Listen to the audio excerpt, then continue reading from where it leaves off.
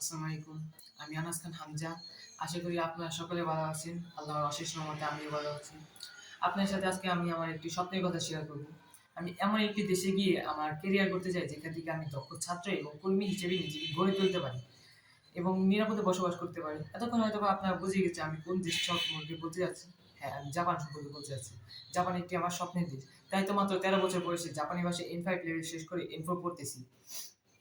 আমার মতো যারা জাপান গিয়ে নিজের কেরিয়ার করতে চান, তারা এখন নিজের মনকে তৈরি করে ফেলুন।